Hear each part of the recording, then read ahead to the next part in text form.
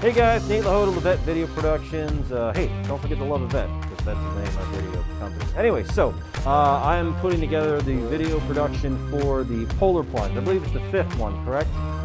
5th annual Polar Plunge here at Jackson Township. So Justin, come on over here, we'll just talk a little bit. So this is a pretty important event, especially for the schools, right? It is our signature event, yes. Being that we are the polar bears, this seemed to be a natural to come out here to Lake Cable and jump in each February. Yeah, and so what is the event? So what are people going to be doing here? What can we kind of see when we see my video production? Well, you're going to see some brave people, better than calling, going to the Lake Cable here in February, believe it or not. It's a little bit different this year because of the pandemic. We have to limit the number of people, but believe it or not, last year we had about 450 brave souls that went into the water. 450 total. So this year we're looking at like, how many is that? This year I think we're going to be more around 70 because we have to limit each team to only having 5 jumpers. So. And yeah, not because of the passion, but because the circumstance of this year. Absolutely. We're just so happy that we're able to keep the momentum and still have the event this year and not cancel it completely like some of the other things have had. And and just like any other event / business, a lot of that's been taking a hit. And so one of the things that we're going to be doing a little different this year, I think, unless you guys did this last year, correct me if I'm wrong, but we're going to have a link when we do this, when we do the stream, to be able to donate to. And what are they donating to if they do press that donate button? So classroom grants. This is all the money that's raised at this event goes back into the schools, mostly through our classroom grant system. Okay. And what is that? What do these grants do? Well, they do a lot of different things. We have done things in the past like purchased an electric car for the middle school for them to build and raise. We've sent the junior culinary group to Tavern in the Green in New York. Just a couple of examples, things like that. Very wide ranging. So items like that, school trips, things like that. Okay. And what's one of your favorite moments during this event? Oh geez, probably once it gets started. There's so much work ramping up to get it all ready to go that once I start to see the first couple groups start to go in and really making memories, because jumping in cold water is something that you never forget. So seeing the people, the smiles of relief when they're coming out of the water that they did it is definitely a sweet moment. Okay. And so, obviously a big part of this are the jumpers, but the other part of this as well is kind of those sponsors. Some of them are more like me, where they're just, in kind, but also some of them are giving you guys a lot of money to be able to help out, not only put this event together, but also to kind of do to make sure those grants are funded. So tell me a little bit about how you appreciate those people and what's kind of been the process of talking to those people. Yeah, they're amazing. They really help the event go. It also allows us to use some of that to offset the cost that really the money that's raised through the donations are able to all 100% go back into the school system. So we can't do it without the sponsors. We can't do it without all the different groups, with all the stakeholders, whether it's the kids, the jumpers, the donors, and the sponsors. We can't do it. They're all so much important. We couldn't do it without all of them. They're all kind of like intertwined. Absolutely. Yeah. And we're grateful for our in-kind sponsors like yourself, as well as, of course, the cash ones as well. It takes a village, and we're really blessed here in Jackson Township for people's willingness to come out and do these types of things. Okay, so one last thing. Walk me through what's going to happen here. So let's walk and talk. So what's kind of some of the so they're going to come through here, right? So there's a couple of staging areas so people can get together with their group, talk about what's going to happen, maybe talk out some of the nervousness and things like that. And of course, because of social distancing, we also have to kind of keep people physically away from one another. Right. But then once they get in here, they can see the water, get their picture taken, fear the water, and then I guess they'll go over here if they want to share some final words before they go into the water. They can do so there, and it'll be streamed by you guys. Yeah, and my man RJ is behind the camera. He's actually going to be emceeing the event, so you can use your hand there, wave hi to people, and then they're going to come out here, right? And they're going to dive into this water. Yeah. Again, talking about the village, and we're grateful here the fire department will be out here shortly to cut a nice big hole out into the water, so it'll look a little more friendly than it does right now. Well, you know, it's like you said, it takes a village, and also it's been cold. It snowed a lot, and I think it's going to be what, 0 tomorrow, maybe a little bit close to that. So hopefully around jump time it'll be getting more like in the 20s, but I think first thing early in the morning is going to be 0. So. Is that the coldest it's been, or is it close? This might be the coldest year. We've had to have the fire department out here before to make a hole in the ice, and so it's been frozen before. But as far as day of temperature, this might be near the coldest in the first. The first year was like 55 degrees. And you're jumping, so what's going through your head?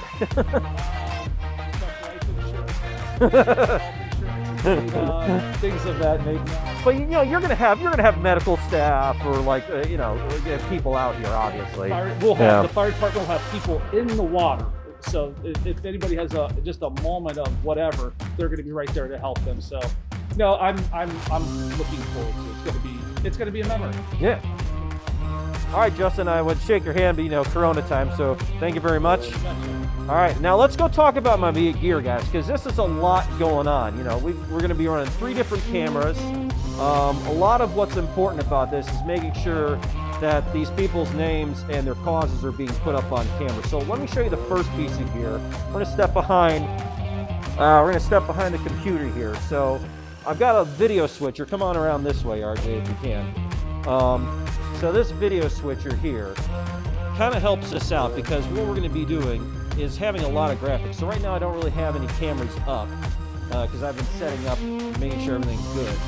So I'm going to show you what that looks like. So imagine that this is a camera shot, right? This green screen right here is a camera shot. And so now let's say the first jumper, right? The first jumper's coming out. Hey guys, how's it going? All right, so they're setting up. So you see, we're putting the name of the team up there. We have what the event is, who's the sponsor, because there are sponsors that are going for this, and then the lineup, so we know who's coming up next, and you know, obviously my name's there, to kind of show some of that. So that's going to be pretty important. So you know who's jumping when they're coming up, because it may be the event's about 2 to 3 hours, 2 hours, Justin. Okay. Yeah, so it should be about an hour. It's still a long event, especially in as cold weather as this is. But we have a lot of audio situations here because we're going to be doing some other different stuff. So this is going to be the main brain of it all, because we're going to be live streaming from here, and it's also running our video switching system to be able to run all that. So let's go show them the rest of the stuff. So you know, we've got our wireless transmitters. A, it's safer, and B, it's just more convenient for toting stuff around and kind of helping out. But we do have a backup plan just in case that goes down. So one of the things, just like Justin was talking about, it's going to be a little bit different, is that our microphone situation is going to be different because we need to make sure that we're apart. So ours is going to be talking to the people where I'm at right now, talking about their cause, like right before they jump out and go into the water, maybe get some of their thoughts, right? But we're kind of doing that at a distance. That's why we have this microphone set up here and a light right there, which I have not turned on yet. Well, I haven't turned on for this. So then we're going to be having, we're going to take this out here. You've probably seen this before if you've watched any behind the scenes for Hollywood anything. They call it a dead cat blimp or a blimp. And this is going to go all the way out here.